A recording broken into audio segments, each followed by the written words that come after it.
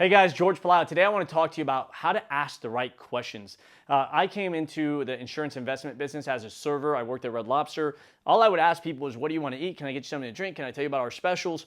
I was not a professional salesperson. And so I get into insurance. I start going to talk to people and try to teach them about money. And I make the biggest mistake that most salespeople make, which is just statement after statement after statement after statement after statement after statement. And at the end, I'm waiting for the person to tell me, that sounded really good, George. I'm interested. Yes.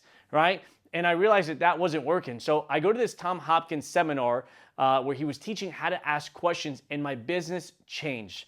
And I want to share these questions with you, the concept of these questions. Maybe you're running a business. You know, you're selling cars, you're selling homes, you're selling insurance, you're selling services. You work at a cell phone store, you're selling cell phones, you're at a restaurant. Whoever you may be, these questions can help you become a better communicator. I'll use some of these concepts in communicating with my wife. Maybe you want to be better at communicating with your husband or your wife or your kids. Maybe you want to learn how to lead your kids better and communicate with your kids better. These are great tools for you to do this. Now, with that, I got to start with this disclaimer. Manipulation and persuasion are not the same thing. Manipulation is I win, you lose.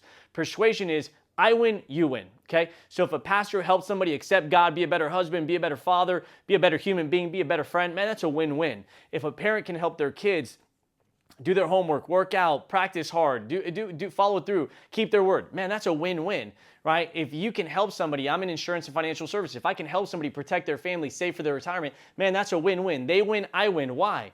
Because in sales, right, you're providing a product or a service. You think about a restaurant owner, you think about a donut shop, you think about an eye doctor, you think about a guy that fixes shoes, purses, leather, right? You think about a restaurant owner, you think about anybody that's in business, small business, right?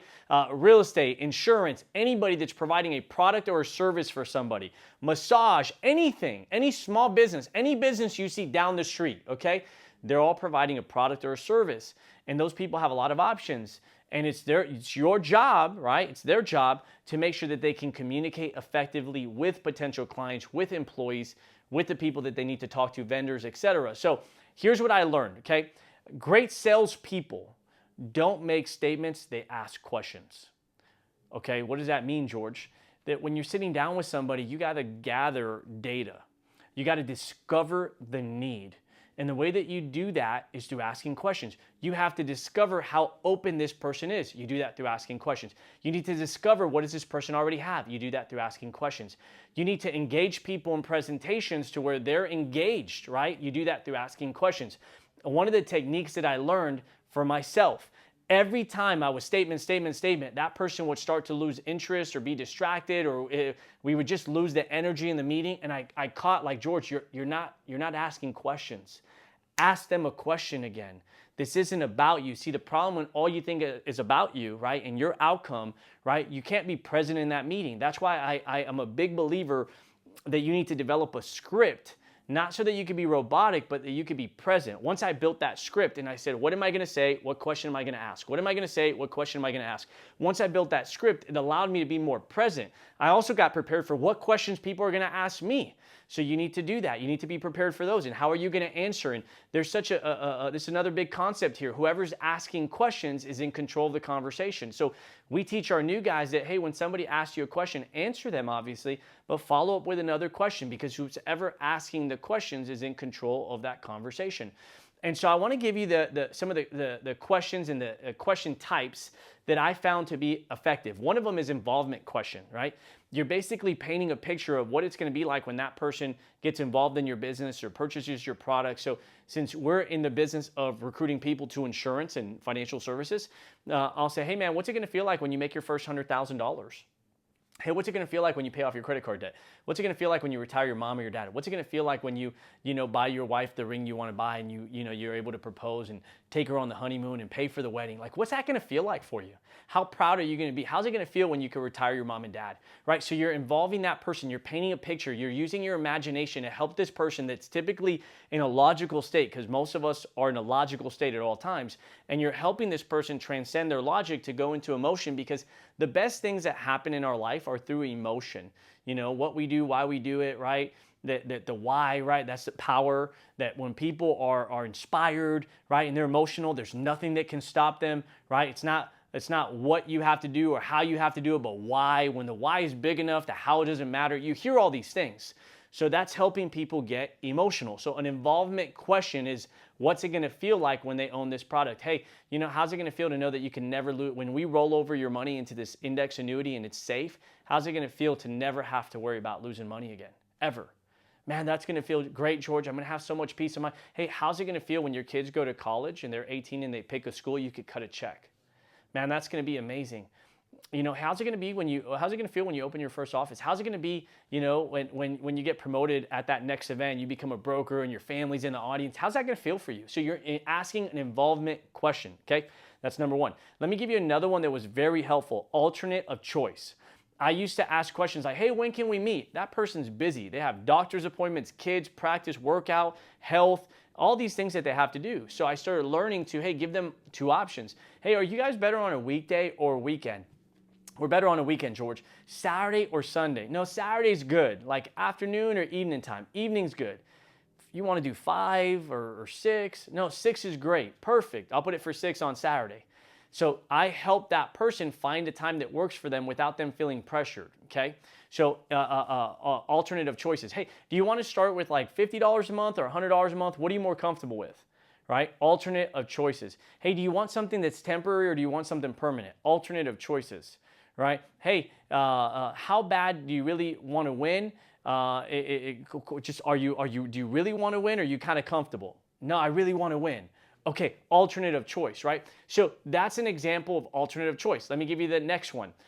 Tie down, okay? A tie down. This is a question that has doesn't it, isn't it, wouldn't it, couldn't it, shouldn't it, can't, right, don't, where you're looking for an agreement. Don't you agree that most people should work out? Yeah. Don't you believe most people would be better off if they ate healthier? Yeah. Don't you think most people need to save money? Yeah. Wouldn't you agree people want to make more money? Yeah. Isn't it true that people that save more money and they plan more for their future, they typically have a better financial life? Yeah, absolutely. So you're getting them to agree, right? And if you get enough small yeses, you get a big yes. Now, make sure you do this with ethics, that you're not manipulating people to do something good for you, bad for them. Once you learn the style and the art of communication, if you're a bad person, you're just going to do bad things. But if you're a good person, you have a good compass, good morals, values, and principles, you're going to lead people to make decisions that are favorable for them, that are good for them and their family. So that is a tie down, okay? We can all use extra money, right? That's a tie down, okay? So again, start learning some of these. And then the last one that I want to give you is an open-ended question. When should you use open-ended? When shouldn't you use open-ended? When can we meet? That's an open-ended question. You shouldn't use it there when you're trying to get a commitment, right? Open-ended question is to gather more information, to discover, right? They're discovery questions. Hey, what's your investment philosophy? Okay. And hey, why is making extra money so important to you?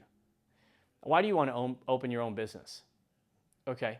And, why is retiring your parents important to you? Okay. And what do you want retirement to look like for you? And you just gather data and they get a chance to talk. See, when people get a chance to communicate and talk and share, right? That's a conversation. When it's one person just giving a bunch of information, that's a presentation. Your presentations should become conversations. And if you do that, what you're going to find is that you're going to be a much more effective communicator. You're going to get much better results. You're going to be able to filter your time better. Maybe the outcome is still going to be no, that person's not interested, but you're going to be able to discover that much faster without having to waste their time, waste your time through good questions. Now, if you're a trainer, your job is to equip your people with these skill sets. So maybe you need to do a clinic on this and prepare your people. Tom Hopkins has a great book called How to Master the Art of Selling. I highly recommend that. Or maybe go to a workshop, but you got to equip people and you got to prepare yourself. Like I said earlier, I was a bad salesperson because I didn't like pressuring people. I thought, that's what you have to do in sales. I had a misconception, a negative outlook on sales because I dealt with salesy people and I couldn't stand them. And so I didn't want to be a salesperson. And then I dealt with great salespeople and I realized there's some great people that just are adding value and helping people and educating. They're not forcing and they're guiding people. And man, that's so different right there. And I started realizing that I could be one of those people to help people in their life make good decisions, but I had to get better and asking questions. If that's you, I hope this video helps. Please share in the comments below. Please share this with your team. If there's anything that we can do for you, please reach out, subscribe if it added value, and we'll see you on the next video. Take care.